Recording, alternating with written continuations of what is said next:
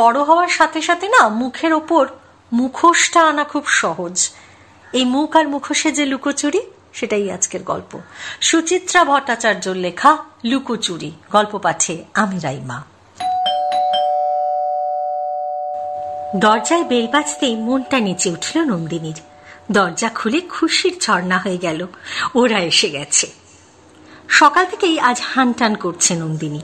নিজের হাতে বাজার করেছে, রেঁধেছে, খেটে খুটে গুছিয়েছে ফ্ল্যাটটাকে।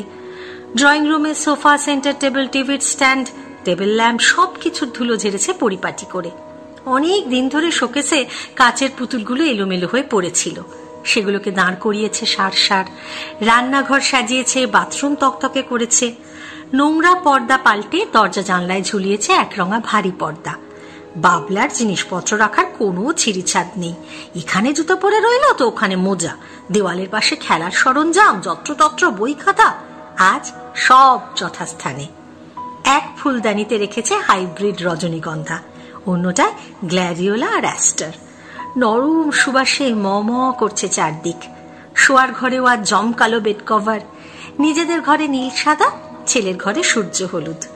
ড্রেসিং টেবিলেও প্রতিটি প্রসাধনী টিপটপ সাজানো, যেমনটি কালে ভদ্রে ঘটে থাকে। বাবলা তো স্কুলে যাওয়ার আগে ঠাট্টাই ছুড়ে গেল, সত্যি কি তোমার বান্ধবীরা আসছে মা? আমেরিকার প্রেসিডেন্ট বা জাপানের সম্রাট নয় তো? তা সে বিদ্রুপ গায়ে মাখেনি নন্দিনী। কত কালের পুরনো বন্ধুরা আজ আসছে বাড়িতে, এ কি কম উত্তেজনার কথা? ছেলে এখনই এর মর্ম বুঝবে কি করে? গত রোববার স্কুলের গোল্ডেন জুবিলি ছিল, প্রাক্তনীরা সবাই মিলেছিল সেখানে। নন্দিনীদের ব্যাচের অবশ্য সবাই আসেনি, ঘনিষ্ঠ বন্ধুদের মধ্যে শুধু কল্পনা আর রত্না। সেদিন প্ল্যানটা ছকেছিল 3 বন্ধু। কত কাল একসঙ্গে বসে মনের প্রাণের কথা বলা হয় না রে। একটা দিন আমরা 3 জন বসতে পারি না? তা শুধু বর্ষা কেন, নন্দিনী ওদের নেমন্তন্নই করে দিল। খাওয়া দাওয়া হবে, গল্প আড্ডাও হবে, সারা দুপুর ধরে কলকল করা যাবে মনের আনন্দে। ভাবতেই কি সুখ! সেই সুখের চাবিকাঠি নিয়ে এসে গেছে কল্পনা আর রত্না। দুজনের হাতে 2টো প্যাকেট মিষ্টির। নন্দিনী প্যাকেট 2টো হাতে নিয়ে কৃত্রিম অভিমান আনলো গলায়। তোরা আবার এসব আনতে গেলি কেন? বেশি কিছু নয় রে, প্রথম দিন তোর বাড়ি এলাম। আমাদের মধ্যে কি ফর্মালিটির সম্পর্ক নাকি? কোনো মানে হয় না।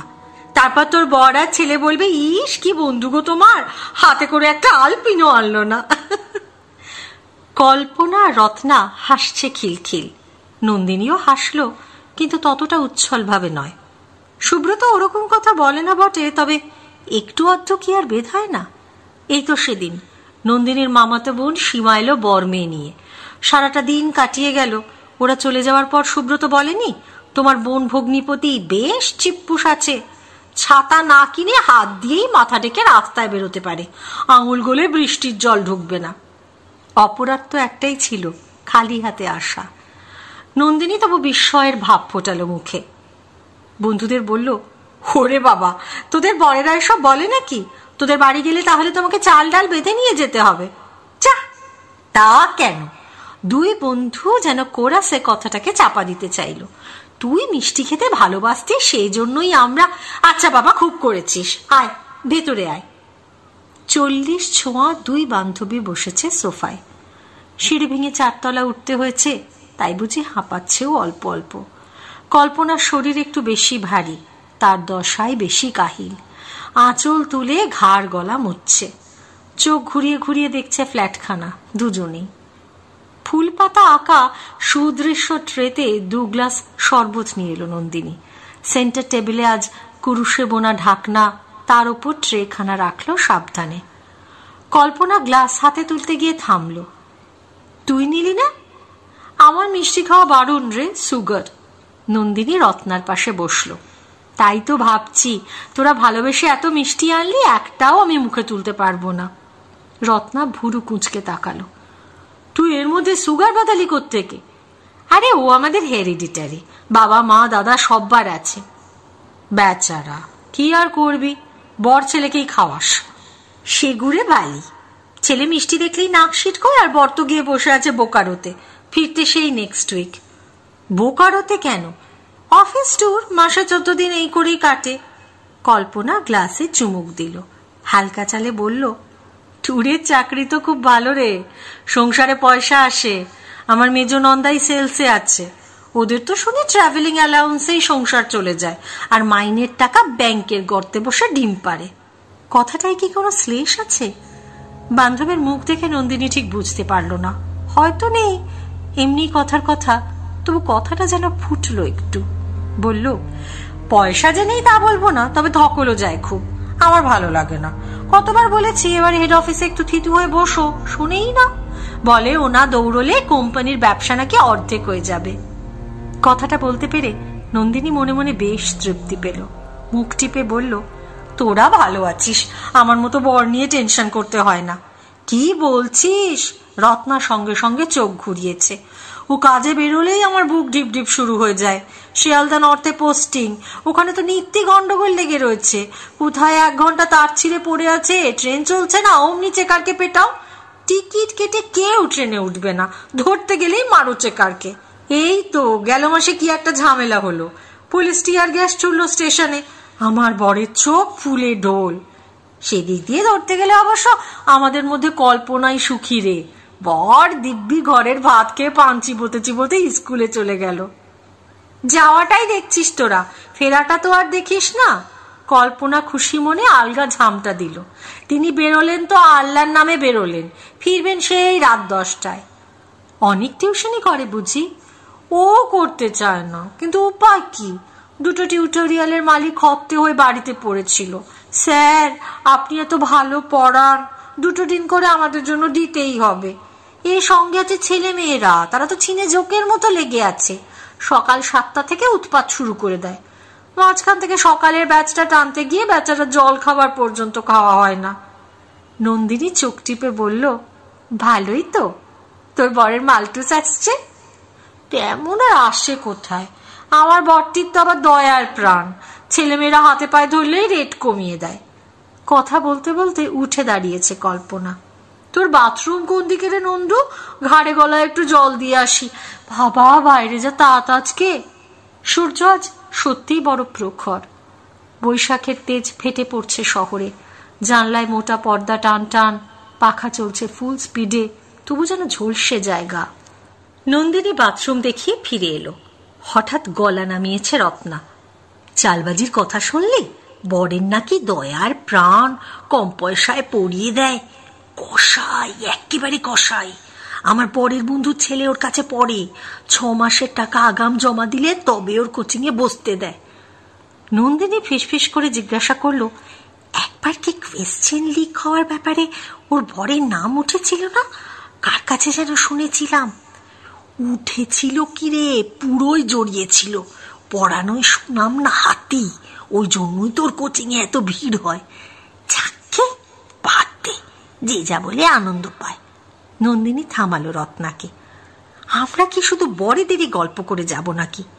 তা হ্যাঁ রে, আমাদের ব্যাচেরা কারোর সঙ্গে তো দেখা হয়। কই আর? ও হ্যাঁ, একদিন বুলবুলের সঙ্গে দেখা হয়েছিল। রত্না সোফায় হেলান দিল। কি ভালো বিয়ে হয়েছে রে বুলবুলের। ডাক্তার বর, ছেলে নৈনিতালে পড়ে, 2 গাড়ি। একটা গাড়ি তো সবসময় বুলবুলের জন্য রাখা আছে। নন্দিনী ঝটতি বলে ফেলল, গাড়ি তো আমার বড় কিনতে চাইছে, আমি জোর করে ঠেকিয়ে রেখেছি। যা তেলের দাম, ও তো এসব শুনতেই চায় না।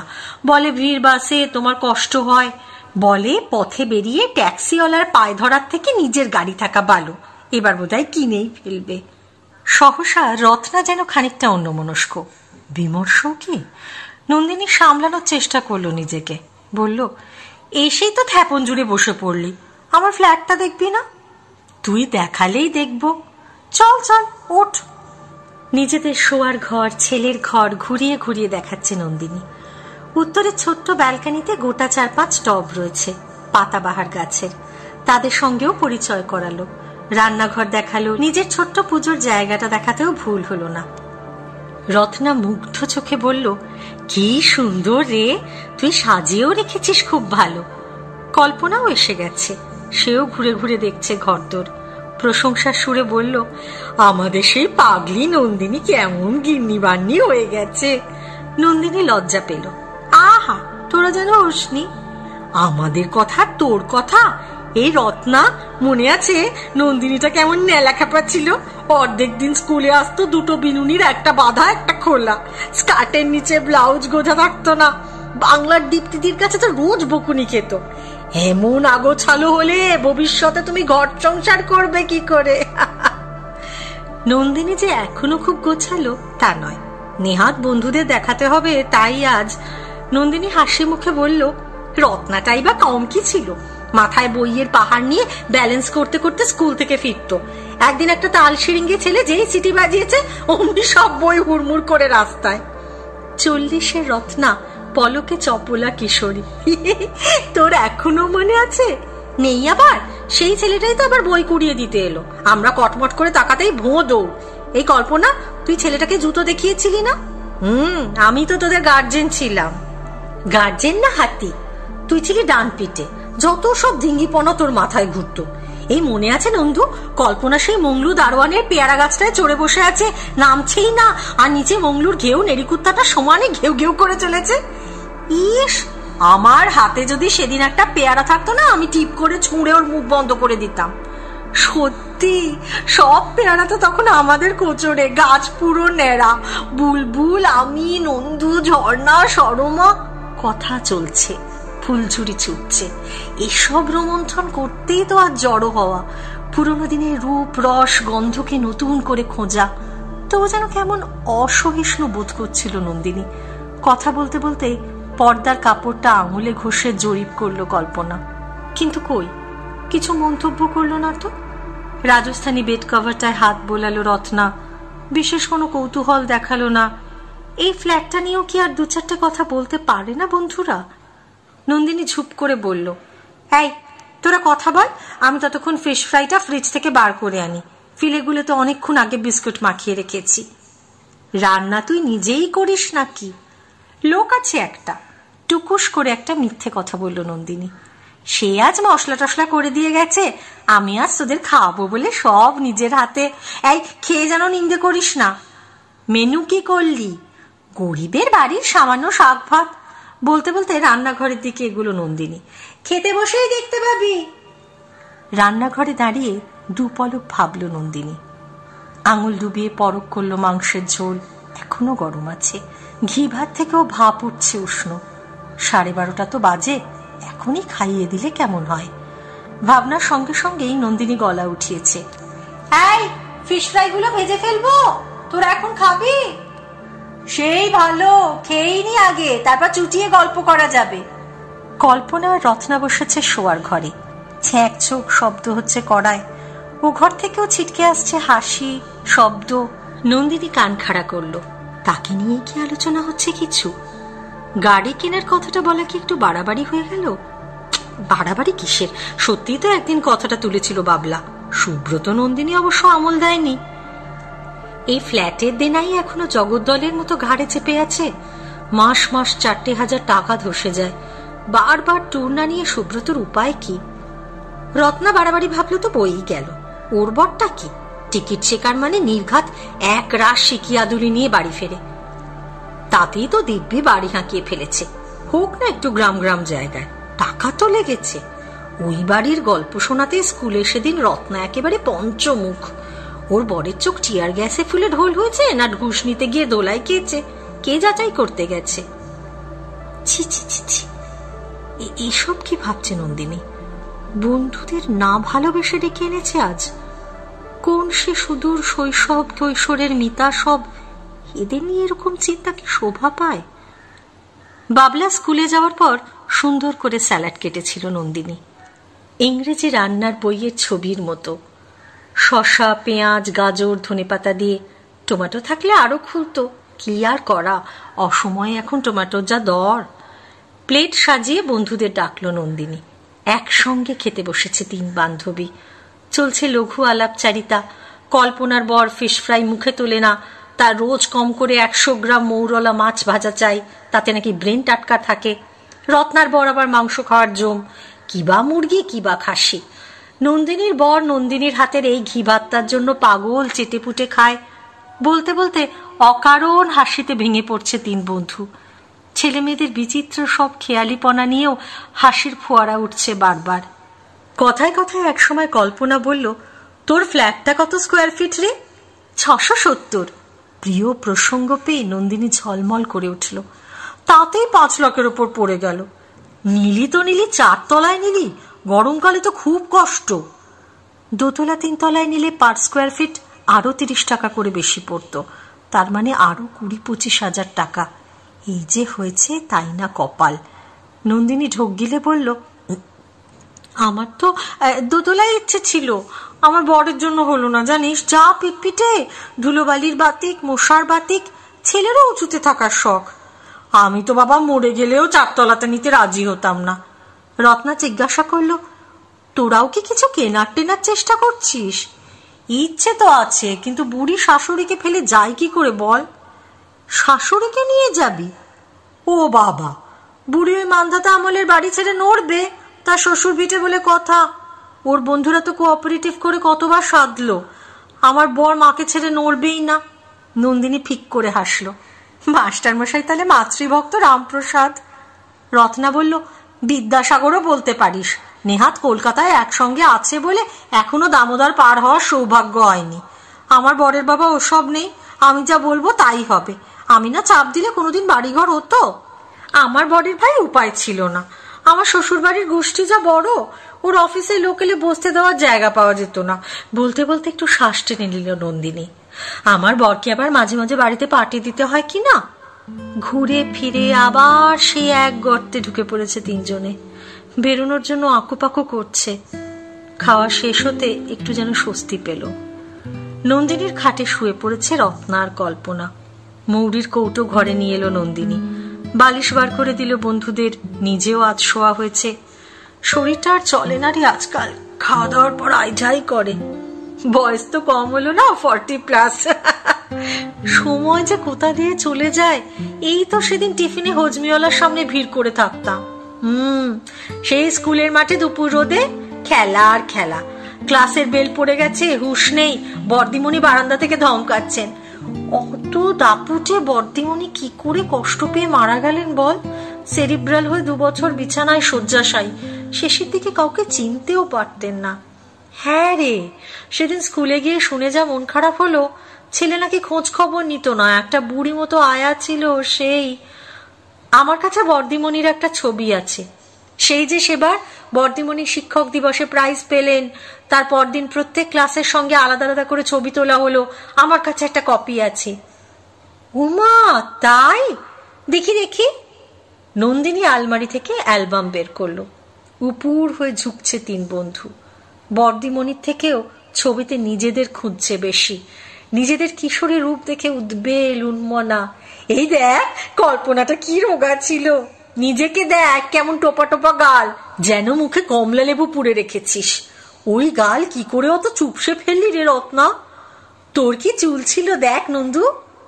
বদল কি শুধু চুলে, গালে আর বপুতেই ঘটেছে? নন্দিনী একটা ছোট্ট শ্বাস ফেলে অ্যালবামের পাতা উল্টে দিল। এই হলো গিয়ে আমার বর, বিয়ের পরপর তোলা। তোর বড় তো বেশ হ্যান্ডসাম ছিল। ছিল কি, এখনো আছে। খুব যে গুমর, তাই বুঝি আমরা আসার আগেই বরকে বাইরে পাঠিয়ে দিলি? সুব্রত ঈষৎ টাক পড়া, অল্প মেদ জমা, মধ্য 40-এর চেহারাটা পলকের জন্য নন্দিনীর চোখে ভেসে উঠল। হাসতে হাসতেই বলল, পুরুষ মানুষ বলে কথা, একটু সামলে সুমলে রাখাই তো ভালো। বলেই আর চোখে একবার তাকালো রত্নার দিকে। বছর 5 আগে নিউ মার্কেটে সরমার সঙ্গে দেখা হয়েছিল। সরমা বলেছিল রত্নার বরের নাকি এক মহিলা কলিগের সঙ্গে দারুণ লটঘট, তাই নিয়ে রত্নার মনে নাকি খুব অশান্তি। খবরটা কতটা সঠিক জিজ্ঞেস করবে রত্নাকে? তার আগে রত্নাই প্রশ্ন করল, যেন ঘুরিয়ে দিল স্বামী প্রসঙ্গটা। একটা ছবি দেখিয়ে বলল, এই গোলগাল গ্ল্যাক্সো বেবিটা কে রে? ওই তো আমার ছেলে বাবলা। তোর ছেলে এখন কোন ক্লাসে পড়ে বলেছিলি? 9-এ। মাধ্যমিকের পর কি পড়বে রে ছেলে? সায়েন্স নিশ্চয়ই। আমার বড় মেয়ে তো এবার জয়েন্টে বসছে। নন্দিনী মনে মনে একটু প্রমাদ গুনল। বাবলার অঙ্কের মাথা একদম ভালো না। ছোটবেলায় খারাপ ধরনের টাইফয়েড হয়েছিল। ডাক্তার ছেলের পড়াশোনা নিয়ে বেশি মাথা কামাতে বারণ করে দিয়েছে। তবু বন্ধুর কাছে হেরে যাওয়া ভারী লজ্জার ব্যাপার। সামান্য সময় নিয়ে নন্দিনী বলল, ওর বাবার তো ছেলেকে ইঞ্জিনিয়ার করার ইচ্ছে, কিন্তু ছেলের আবার লিটারেচারে ভীষণ ন্যাক। কল্পনা বলে উঠল, আমার ছেলে বাবা তোদের ছেলে মেয়েদের তুলনায় শিশু, এই সবে 5 হলো, তবে এর মধ্যেই ওর বাবার ভাবনা শুরু হয়ে গেছে সায়েন্সের থেকে এখন চার্টার্ড অ্যাকাউন্টেন্সির লাইনটাই নাকি ভালো। না না, ম্যানেজমেন্টের এখন অনেক দাম, আমার ছোট মেয়েটাকে ওই লাইনেই দেবো ভাবছি। টুবলুর বাবা তো ছেলেকে একটা কম্পিউটার কিনে দেবে ভাবছে, এখন থেকেই অভ্যেস করুক। বিকেল হয়ে গেল। খানিক আগেও মাথার উপর সূর্যটা ঝকমক করছিল, সে এখন পশ্চিমে হেলেছে। পূবের জানলার পর্দার ফাঁক দিয়ে এক মায়াবী ছায়া ঢুকে পড়েছে ঘরে। তারই মাঝে কাল্পনিক সংলাপে মেতে আছে 3 বন্ধু। সব গল্পই ঘুরে ফিরে চলে যায় স্বামীতে, ছেলেতে, মেয়েতে। এসব গল্পে কোনো আনন্দ নেই, তবু 3 জনেই যেন ভারী খুশি। তাদের কারুর জীবনেই যেন কোনো ক্লেদ নেই, গ্লানি নেই, অভাব নেই, দুঃখ নেই, লজ্জা নেই। যেন 3 জনই পরিপূর্ণ, 3 জনই সুখী। সংসারের রূঢ় বাস্তব 3 জনকেই নিখুঁত অভিনেত্রী করে দিয়েছে। শুধু একটা কথা ভেবেই মাঝে মাঝে অন্যমনস্ক হয়ে যাচ্ছে 3 বন্ধু। তাদের এখন নিজেদের আর কোনো কথা নেই, মনের কথা, প্রাণের কথা। অথচ তারাই একদিন ক্লাসের রচনায় লিখেছিল একজন গ্লোব ট্রটার হতে চায়, একজন পাইলট আর একজন পর্বতারোহী। আশ্চর্য, সেই মনের কথাটা তারা কেউ বলছিল না। কল্পনা না, রত্না না, নন্দিনীও না।